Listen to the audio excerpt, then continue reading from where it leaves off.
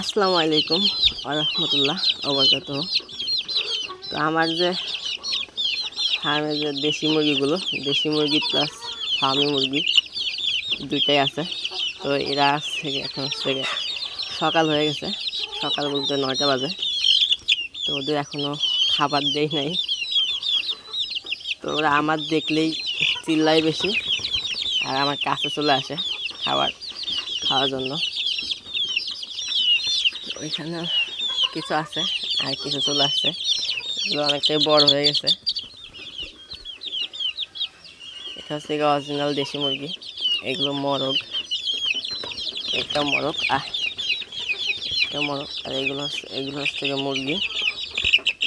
তো যে কথা বলতে চাচ্ছি সেটা হলো আমার ফার্মের মুরগিগুলো কীভাবে সুস্থ রাখি বা কী পরিচর্যা করি এদের।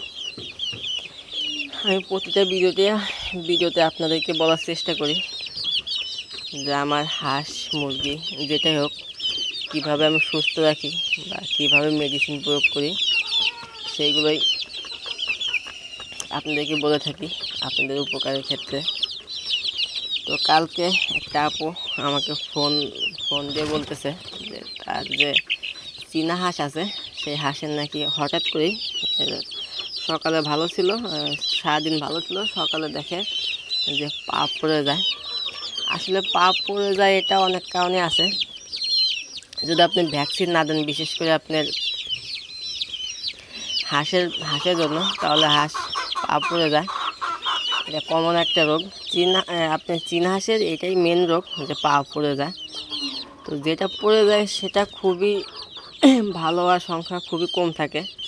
তো সেইটা ক্ষেত্রে আপনাদের আগের থেকে পদক্ষেপ নিতে হবে, ঠিকঠাকভাবে ভ্যাকসিন দিতে হবে, আর হচ্ছে গিয়ে আপনার ওষুধটা ঠিকঠাকভাবে খাওয়াতে হবে। যদি মনে হয় যে না আমার হাঁস বয়স অনুযায়ী পর্যাপ্ত পরিমাণ বৃদ্ধি হয় নাই, তাহলে তাকে ক্যালসিয়াম খাওয়াতে হবে গ্রোথের জন্য। আর যেটা বিশেষ কথা, ভ্যাকসিন, এই ভ্যাকসিন নাম শুনলে কীভাবে যেন মনের ভিতরে একটা আতঙ্ক সৃষ্টি হয় যে এটা আবার কি। আসলে ভ্যাকসিন সেরকম মূলত কিছু না, বা অতটা কঠিনও না, যতটা কঠিন আপনারা ভাবেন অত কঠিন না। তো সিম্পল একটা, আর এটা আপনি যে কোনো ভেটেরিনারি দোকান বা আপনার পশু হাসপাতালে গেলেই অ্যাভেলেবল পেয়ে যাবেন, বেশি দাম নেবে না, জায়গা কি সর্বোচ্চ 100 টাকার নিচে থাকবে।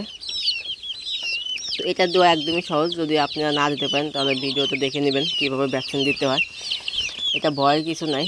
ভ্যাকসিন দিলে হয় কি, আপনি ওষুধে কাজ করে হচ্ছে গিয়ে 20%, আর 80% হচ্ছে গিয়ে ভ্যাকসিনে। আপনি যদি আপনার হাঁস মুরগি যেটাই হোক ভ্যাকসিন প্রয়োগ করতে পারেন তাহলে ইনশাল্লাহ ওটা পুরোপুরি সুস্থ। আর দ্বিতীয় কথা হচ্ছে গিয়ে ফার্ম বা আপনাদের মুরগির খোপ বা খাঁচা যেটাই থাকুক ওটা পরিষ্কার রাখতে হবে। এই দুটা জিনিস মেনটেন করলে তাহলে ইনশাল্লাহ হাঁস মুরগি সুস্থ থাকবে। তো এটাই ছিল আমার আজকের ভিডিও। সবাই ভালো থাকবেন, সুস্থ থাকবেন, আর নিজ থেকে নিজেদের হাঁস মুরগিগুলো খেয়াল রাখবেন।